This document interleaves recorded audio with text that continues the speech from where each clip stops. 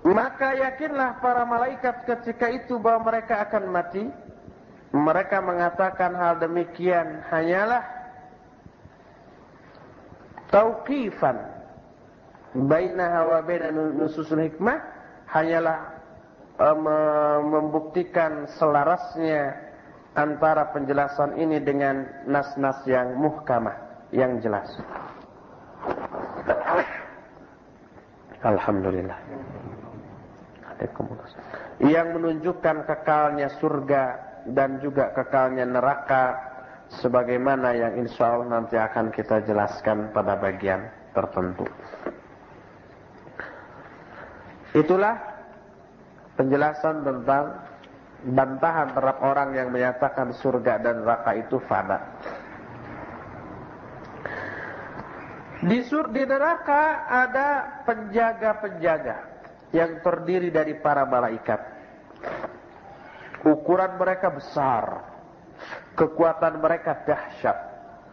Mereka tidak pernah maksiat kepada Allah yang telah menciptakan mereka dan selalu melaksanakan apa-apa yang diperintahkan kepada mereka. Mereka juga galak. Dalam surah Tahrim ayat 6, ya ayyuhalladzina amanu qu anfusakum wa ahlikum nara wa quduhan nas wal hijara 'alaiha malaikatun ghiladun shidadun la ya'sunallaha ma amarahum wa yaf'aluna ma yu'marun. Hai orang-orang yang beriman, jagalah diri kalian dan keluarga kalian dari neraka yang kayu bakarnya terdiri dari manusia dan batu-batu. Di atas neraka itu ada malaikat-malaikat yang kasar dan keras, yang galak dan kasar. Mereka tidak pernah maksiat kepada Allah dalam apa yang Allah perintahkan kepada mereka dan melaksanakan apa-apa yang diperintahkan kepada mereka. Itu malaikat penjaga neraka. Jumlah mereka ada 19 malaikat, sebagaimana dalam Al-Muddatsir ayat 26 sampai 30, sa'uslihi saqar wa ma adraka ma saqar la tubqi wala wa ma adraka ma saqar. Saya ngomong apa tadi? Wa ma adraka ma saqar la tubqi wala tadar lawahatun lil bashar 'alaiha 19. Aku jerumuskan dia ke dalam neraka Saqar. Tahukah kamu apakah Saqar itu? Saqar itu yang tidak pernah tidak pernah meninggalkan dan tidak pernah membiarkan. Lawahatul lil bashar, yaitu yang membakar kulit-kulit. Di atasnya ada 19 malaikat. Orang-orang kafir terfitnah, tertipu dengan jumlah malaikat yang 19 ini, yang sangat sedikit. Mereka menyangka, kalau jumlahnya sedikit cuma 19, mereka bisa dikalahkan. Penghuni neraka jumlahnya jutaan, malah mungkin miliaran atau triliunan. Penjaganya cuma 19 orang. Kalau begitu bisa dikeroyok, bisa dirempuk, dikeroyok, dirempuk, terus dikalahkan, terus mereka bisa keluar dari neraka gitu. Tapi mereka tidak tahu bahwa satu dari malaikat ini kekuatannya mampu mengalahkan seluruh manusia di alam jagat raya ini. Satunya saja, apalagi ada 19. Oleh karena itu Allah di akhir atau setelah ayat itu melanjutkan dengan firman-Nya, "Wa ma ja'alna ashaban nari illa malaika, wa ma ja'alna 'iddatahum illa fitnatan lil ladzina kafaru." Tidaklah kami jadikan penghuni-penghuni neraka itu kecuali di sana ada para malaikat. Dan tidaklah kami jadikan bilangan atau jumlah malaikat itu kecuali menjadi fitnah, ujian bagi orang-orang yang kafir, menjadi tipuan bagi orang kafir. Hanya 19 orang. Berkata Ibnu Rajab, wal masyhur bainas salafi wal khalaf, annal fitnata innama ja'at min haitsu dzikri adadil malaikati alladziina ightarra al-kuffaru biqatlihim wa dhannu annahum yumkinuhum mudafa'atuhum wa mumana'atuhum wa lam ya'lamu anna kulla wahidin minal malaika la yumkinul basharu kulluhum muqawamatuhu wa haula'il malaika humul ladzina sammahumullah bi khazanati jahannam fi qawlihi wa qala alladhina fin nar li khazanati jahannam ud'u rabbakum yukhaffif anna yawman minal azab. Yang masyhur, pendapat yang masyhur di kalangan salaf dan khalaf adalah bahwa fitnah hanyalah datang dari segi penyebutan jumlah para malaikat yang membuat orang-orang kafir tertipu. Mereka menyangka bahwa mereka mungkin bisa mengalahkan para malaikat itu dan bisa menolak siksaan para malaikat. Mereka tidak tahu bahwa satu dari malaikat tidak mungkin dikalahkan oleh seluruh manusia. Ini dijelaskan dalam At-Takhwifu Minan Nar halaman 174. Para malaikat itu mereka yang oleh Allah disebut dengan khazanatu jahannam, penjaga jahannam, dalam surah Ghafir, surah Mukmin ya, ayat 49. Dan berkatalah orang-orang yang ada di dalam neraka kepada khazanah jahannam, kepada para penjaga jahannam, berdoalah kepada Allah agar Allah meringankan dari kami siksa ini sehari saja. Itulah tentang para penjaga neraka jahannam. Lalu di manakah neraka dan surga itu? Kalau sekarang sudah ada, di mana tempatnya? Apakah matahari itu neraka? Atau sebab ada orang yang menyatakan yang dimaksud neraka itu adalah matahari. Coba aja lihat, dari sini aja panas. Nah, ini satu pendapat yang didasarkan pada dugaan. Tapi bertentangan dengan nas. Kalau kata Allah kata Rasulullah SAW, seandainya satu tetes api neraka menetes ke muka bumi, hancur alam jagat raya ini. Itu matahari kan ada di alam jagat raya ini. Terus nanti disebutkan bahwa matahari dan bulan pun dimasukkan ke dalam neraka juga. Ini menunjukkan bahwa neraka itu bukan matahari. Ada juga yang menyatakan neraka itu ada di perut bumi. Perut bumi itu bergolak gitu. Makanya kalau gunung meletus, lahar dan lavanya muncrat. Padahal bumi juga hancur nanti. Kalau neraka itu seperut bumi, gak akan muat. Apanya? Penduduknya, sebab penduduk neraka itu banyak sekali. Apalagi nanti dijelaskan bahwa penghuni neraka itu nanti masuk ke dalam neraka itu bentuknya gak seperti ini. Kalau penghuni surga masuk ke surga, ukurannya berapa? 30 kilo. Kira-kira 30 meter, 60 hasta ya. Tapi kalau penghuni neraka lebih besar. Giginya saja, kata Rasulullah, itu sebesar gunung Uhud. Giginya aja. Jarak antara kedua bahunya, kalau ditempuh dengan perjalanan berkuda yang sangat cepat, 3 hari 3 malam baru sampai 2 bahunya. Giginya sebesar gunung Uhud. Kebayang bagaimana badannya. Ya, badannya gede, ahli neraka itu. Iya, jumlahnya banyak, entah triliunan dari zaman Nabi Adam sampai hari kiamat nanti ya. Terus nerakanya sebesar perut bumi, ya kan muat, gitu ya. Makanya ngaco juga itu. Para ulama ikhtilaf tentang lokasi neraka sekarang ini. Sebagian mereka berkata hiya fil ardi sufla, itu di bumi yang terendah, di dalam perut bumi. Ini sebagian ada yang mengatakan begitu. Ini jelas tertolak nanti dengan nas-nas hadis yang sahih tentang neraka. Sebagian lain berkata hiya fis sama, neraka itu di langit.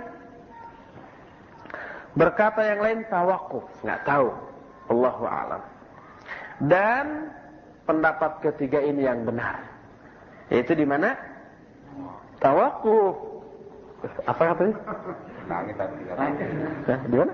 Di langit tadi. Di langit, salah. Yang ketiga tawakuf. Yang pertama di bumi, yang kedua di langit, yang ketiga tawakuf. Tawakuf itu no comment. Nggak tahu, wallahu a'lam. No comment itu apa?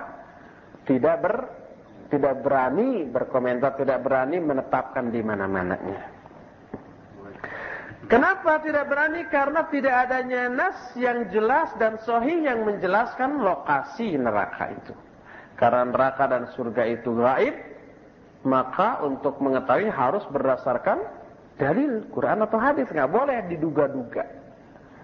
Kayaknya, wah matahari panasnya, bukan kayaknya neraka ini matahari. Ternyata setelah dilihat hadis, oh matahari juga ternyata dimasukkan ke dalam neraka nanti. Berarti bukan. Di antara orang-orang yang tawakuf, yang tidak berani memastikan, adalah Imam As-Suyuti. Kata beliau, wa taqifu 'anil nar ay taqulu fiha bil waqf ay mahalluha haitsu la ya'lamuhu illa Allah. Falam yuthbit inni haditsun a'tamiduhu fi dzalik. Kata Imam As-Suyuti, kamu harus bertawakuf tentang neraka ini. Artinya pendapat kamu harus diam tentang neraka ini. Maksudnya tempat di mana lokasi neraka. Karena tidak ada seorang pun yang tahu kecuali Allah. Dan tidak ada satupun hadis yang aku ketahui yang bisa aku jadikan sandaran tentang masalah ini.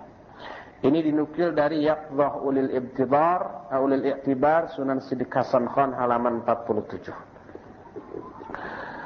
Syekh Waliullah Ad-Dahlawi rahimahullah di dalam kitab akidahnya menyatakan, walam yusarrih nassun fi ta'yini makanihi ma ay al-jannah wan nar bal haitsu sya'allah ta'ala id la ihatata lana bi khalqillah wa awalimihi. Kata Waliullah Ad-Dahlawi, nas baik Quran ataupun hadis tidak menjelaskan secara pasti tempat keduanya, tempat surga dan neraka. Bahkan tempatnya itu entah terserah Allah. Karena kita tidak punya ilmu tentang makhluk Allah dan alamnya ini. Siddiq Hasan Khan setelah mengutip pernyataan Waliullah Ad-Dahlawi tadi berkomentar, aqul wa hadzal qawlu arjahul aqwal wa ahwafuha insyaallah ta'ala. Aku berkata, kata Siddiq Hasan Khan, dan pendapat ini pendapat yang paling rajih, yang paling kuat dan paling kokoh insyaallah, paling bisa dijadikan pegangan. Ini juga dijelaskan dalam Yaqdhah Ulil I'tibar Siddiq Hasan Khan. Lalu bagaimana ukuran neraka? Baik luasnya, volumenya bukan luas. Kalau luas kan hanya 2 dimensi ya, panjang kali lebar. Tapi ini ada tingginya juga. Bagaimana volume neraka? Tingginya berapa? Dalamnya maksudnya. Lebarnya berapa? Panjangnya berapa? Neraka ini sangat besar dan luas, sangat dalam sekali dasarnya, yang bermeter-meter ujungnya. Hal ini didasarkan kepada beberapa alasan. Pertama, orang-orang yang masuk neraka jumlahnya sangat banyak tak terhitung. Di samping jumlahnya sangat banyak, bentuk atau ukuran ahli neraka seorangnya pun besar. Sampai giginya atau gerahamnya, para ahli neraka itu sebesar gunung Uhud. Jarak antara kedua bahunya sejauh perjalanan 3 hari. Bersamaan dengan hal itu, neraka masih lowong, yang masih ada hadhil a'dad al-ha'ilah allati wajadta ala imtidad hayati dunya min al-kafrah wal mujrimin. Neraka ini masih sanggup untuk menampung jumlah yang banyak yang kita dapatkan sepanjang sejarah kehidupan dunia dari kalangan orang-orang kafir dan berdosa. Dan ukurannya pun sangat besar, satu orangnya. Wa yabqa fiha muttasi, dan masih tersisa tempat yang luas bagi selain mereka, selain orang-orang kafir. Allah berbicara tentang hal ini dalam Al-Quran surah Qaf ayat 30. Kata Allah, yauma naqulu li jahannam halim talati wa taqul hal min mazid. Pada hari itu kami, kata Allah, berkata kepada jahanam, apakah kamu sudah penuh? Kata jahanam, apakah masih ada tambahan? Jadi masih apa? Masih kosong. Baru penuh itu setelah dimasukkan kaki Allah subhanahu wa ta'ala.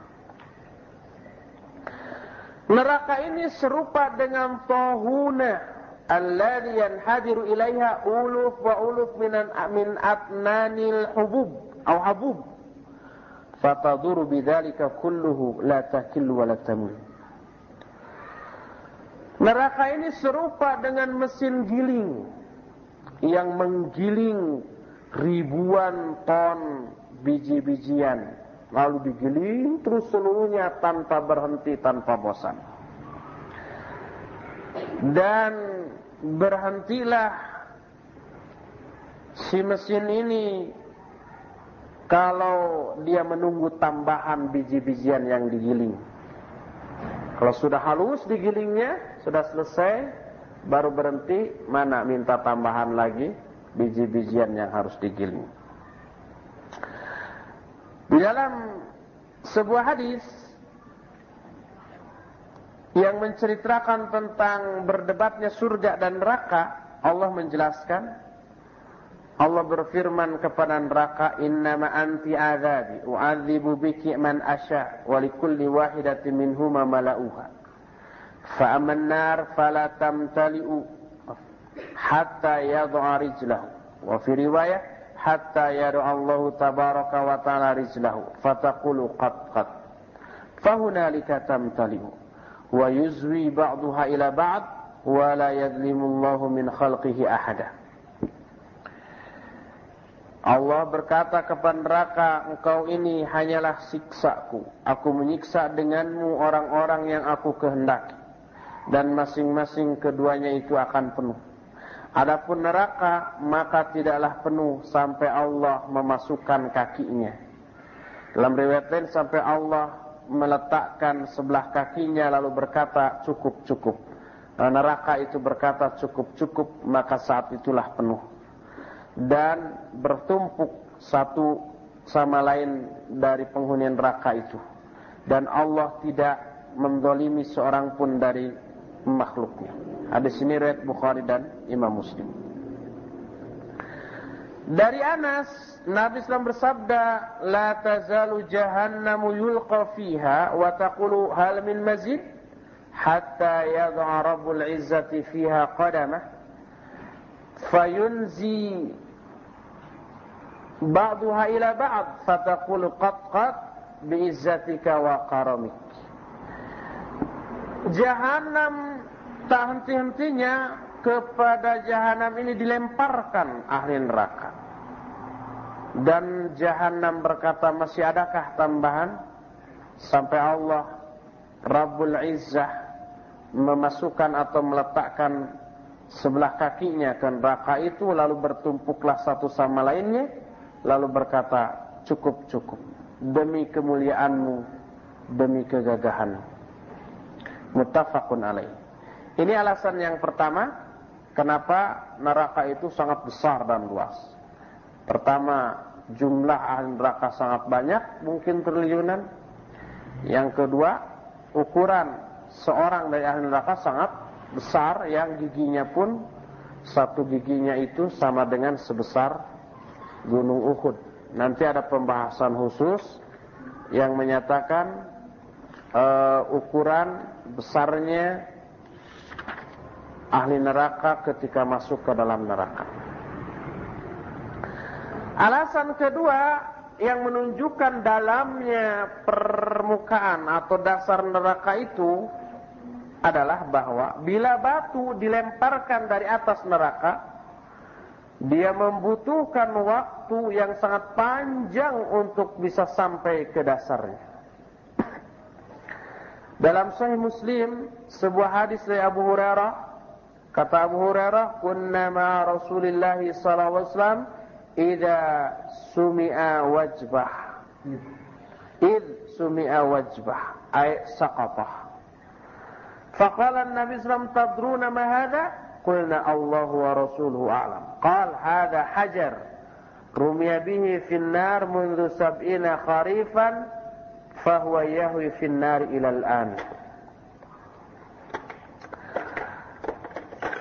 Kata Abu Hurairah, kami saat itu bersama-sama Rasul sallallahu. Tiba-tiba terdengar suara bluk, suara benda jatuh. Kata Rasul sallallahu, tahukah kalian suara apa ini? Kami menjawab, Allah dan Rasulnya yang tahu. Kata beliau, ini adalah batu yang dilemparkan ke neraka sejak 70 musim yang lalu, dan fahuwa yahwi finnar ilal an, dan dia sekarang masih tersungkur ke neraka sampai sekarang. Itu belum sampai ke dasarnya itu, sejak 70 tahun yang lalu. Kharifan ini musim.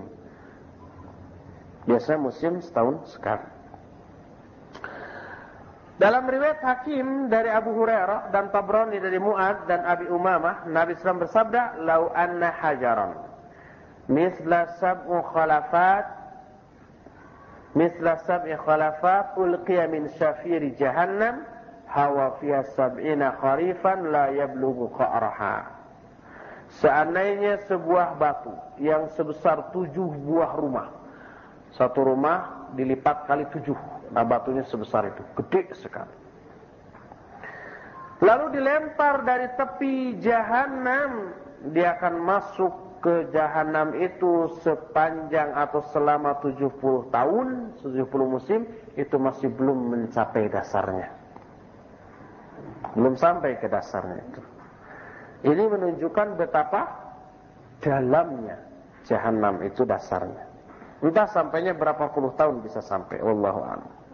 Itu yang kedua. Alasan ketiga yang menunjukkan neraka ini teramat sangat besar adalah banyaknya jumlah para malaikat yang datang ke neraka pada hari kiamat untuk menyiksa. Dijelaskan oleh Rasul SAW, para malaikat datang ke neraka pada hari kiamat. Allah berfirman dalam surah Al-Fajr 23, "Waji'a yawma idzin bi jahannam." Akan didatangkan pada hari itu ke jahannam. Maksudnya, yu'ta bi jahannam yawma idzin laha sab'una alfi zammam. Sab'una alfa zammam, ma kulli zamamin sab'una alfa malakin. Maksudnya nanti ke jahanam pada hari itu akan didatangkan 70.000 zammam. Zammam itu cambuk api yang besar, dari besi, cambuk besi yang besar. Setiap satu cambuk api dibawa oleh 70.000 malaikat. Cambuknya itu, cambuk besinya itu 70.000. Satu cambuk apinya, satu cambuk besinya itu dibawa oleh 70.000 malaikat. Malaikat yang membawa cambuk api saja ada 70.000 kali 70.000. 70.000 kali 70.000. Jadi nolnya itu ada 8 ya. 49 miliar malaikat itu yang hanya memegang cambuk. Belum yang memegang gergaji, belum yang memegang setrika, belum yang memegang palu. Itu banyak kan jenis-jenis siksaannya nanti. Dan ukuran malaikat besar juga. Nggak mungkin kecil, penghuninya aja gede, ya. Masa malaikatnya sebesar kita? Nggak mungkin bisa menyiksa. Gede juga, lebih gede daripada ukuran ahli neraka itu sendiri. Itu tertampung di neraka. Iya, di dalam neraka itu tertampung pecut cambuk yang gede tadi sebanyak 70.000. Tertampung semua penghuni neraka yang jumlahnya triliunan, entah berapa triliun atau lebih di atas triliun apa. Iya juga ukuran satu orang ahli neraka itu gede juga. Iya juga malaikatnya juga entah berapa triliun juga di dalamnya. Iya dan seterusnya. Jadi gede sekali. Kalau dunia ini disuruh menampung semua itu nggak akan muat, saya pikir. Hadis ini riwayat Muslim dari Abdullah bin Mas'ud. Kata mu'alif, engkau bayangkan besarnya makhluk yang menakutkan ini, yaitu malaikat yang membutuhkan makhluk yang besar ini. Makhluk apa maksudnya cambuk itu tadi? Makhluk yang menakutkan itu cambuk ini yang membutuhkan jumlah malaikat yang besar dan kuat-kuat untuk memikulnya, yang kita tidak mengetahui kadar kekuatannya kecuali Allah Tabaraka wa Ta'ala. Ini alasan yang ketiga bahwa neraka itu teramat sangat besar, luas, dalam, lebar. Volumenya itu sangat besar. Kapasitasnya besar.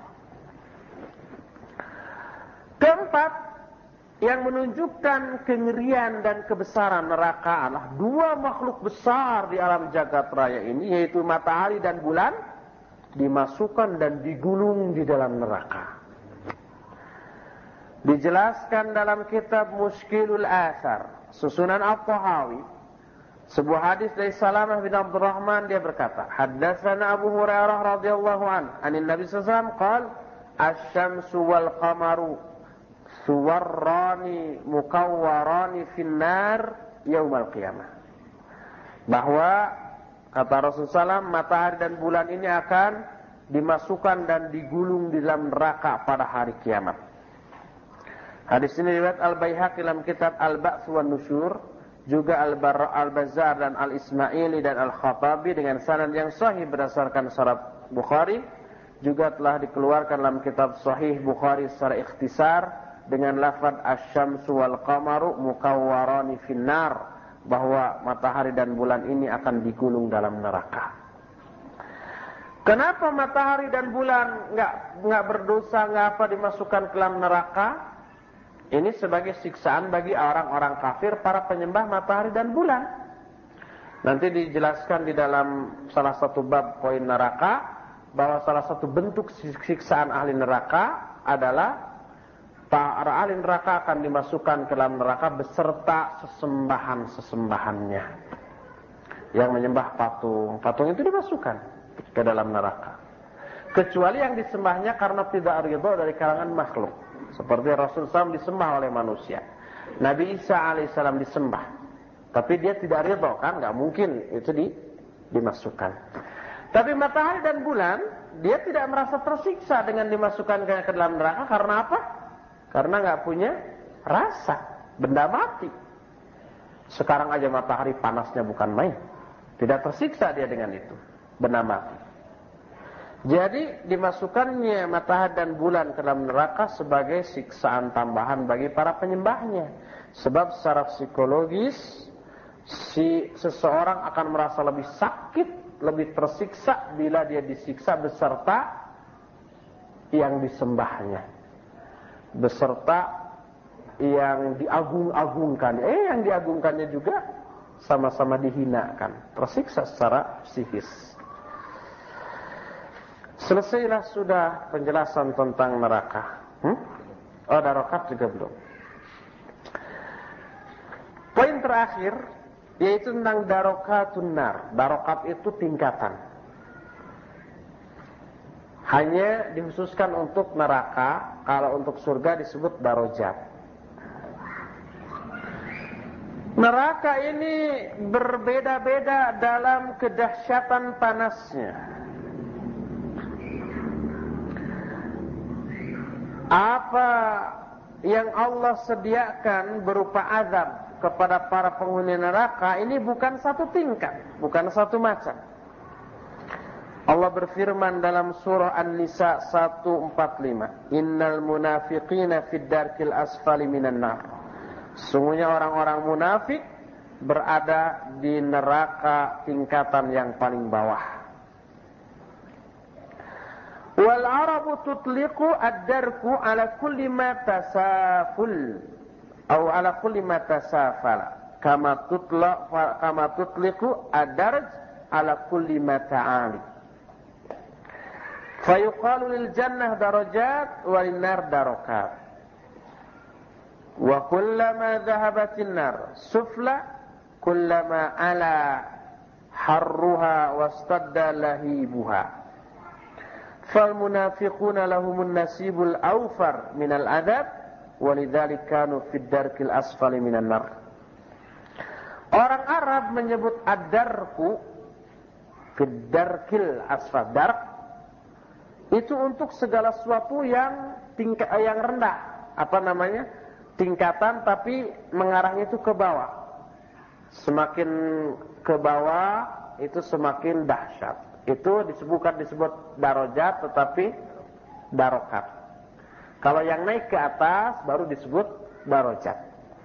Jadi orang Arab menyebut ad-dar atau darokat kepada segala sesuatu yang menukik ke bawah. Sebagaimana disebut ad-daraj atau darajat kepada segala sesuatu yang naik ke atas. Makanya dikatakan surga mempunyai beberapa derajat, neraka mempunyai beberapa darokat. Karena kalau neraka itu menujunya ke bawah, semakin dahsyat siksanya. Kalau surga semakin atas, semakin nikmat. Maka setiap kali neraka itu semakin bawah, semakin tinggi panasnya dan semakin dahsyat lahibnya, nyalanya, jilatannya. Nah, orang-orang munafik mereka mendapatkan bagian yang terdahsyat dari azab. Oleh karena itulah mereka berada di tingkatan yang paling bawah dari neraka. Tapi kadang-kadang tingkatan neraka pun disebut darajat. Seperti dalam surah Al-An'am, Allah menceritakan tentang ahli surga dan dari ahli neraka. Kata Allah, walikullin darajat mimma amilu. Bagi setiap orang ada tingkatan-tingkatan dari apa yang mereka amalkan. Ini tentang neraka, darajat juga disebutnya. Dalam surah Al-An'am 132. Dalam surah Ali Imran 162 sampai 163, afamanibtagha ridwanallah kaman ba'a bisakhatin minallah wa ma'wahu jahannam wa bi'sal masir hum darajatun indallah. Apakah orang yang mengikuti keridhaan Allah sama dengan orang yang memperoleh kemurkaan dari Allah? Dan tempat orang yang mendapat kemurkaan Allah itu jahannam, sejelek-jelek tempat kembali. Mereka ada beberapa derajat di sisi Allah, ada beberapa tingkatan jahannam. Berkata Abdurrahman bin Zaid bin Aslam, darajatul jannah tadhabu ulwa wa darajatun nar tadhabu sufla. Tingkatan surga itu menuju ke atas, tingkatan neraka menuju ke bawah. Jadi semakin bawah semakin dahsyat. Ada beberapa penjelasan dari sebagian ulama salaf bahwa ahli tauhid yang maksiat yang masuk ke dalam neraka, mereka masuk ke tingkatan neraka yang paling tinggi. Kalau paling tinggi artinya paling ringan siksanya. Mereka berada pada tingkatan yang kemudian di tingkatan yang keduanya Yahudi, tingkatan yang ketiganya Nasrani, tingkatan keempatnya Sabi'in. Sabi'in itu para penyembah bintang. Tingkatan kelimanya Majusi dan tingkatan keenamnya musyrik Arab, tingkat ketujuhnya orang-orang munafik. Tingkat ke-7 kemana? Ke atas, ke bawah nih? Ke bawah, itu paling bawah. Tapi, ada tapinya. Pembagian ini hanya ijtihadi saja. Berdasarkan pemahaman orang yang berijtihadnya terhadap nas-nas yang menunjukkan dahsyatnya neraka dan firqah-firqah yang menyimpang. Tapi tertib ini untuk menyebutkan tingkatan-tingkatan tadi perlu diulang lagi, perlu ditinjau kembali, perlu ditelaah kembali karena tidak ada nasnya. Maka Majusi sebagai penyembah api ini tidak lebih ringan dosanya daripada musyrik Arab. Tapi kenapa Majusi ada di atas musyrik Arab? Oleh karena itu kita lebih baik tawakuf dalam masalah ini. Berdiam, tidak menetapkan tingkatan pertama untuk siapa, kedua untuk siapa. Udah, pokoknya neraka bertingkat-tingkat. Ada di dalam beberapa kitab penamaan darokat ini, penamaan tingkatan-tingkatan neraka. Tingkatan yang pertama yang paling dahsyat adalah Jahannam. Inna jahannama kanat mirsada. Kedua, lava. Kalla innaha lava nazza'atan lisyawa tad'u man adbara wa tawalla. Dalam surah Al-Ma'arij. Ketiga, hutama. Wa ma adraka mal hutama? Wa ma adraka mal hutama? Narullahi allati tattali'u 'alal afidah. Keempat, sa'ir. Walilladzina kafaru birabbihim adzab jahannam katanya. Apa sa'ir dan seterusnya.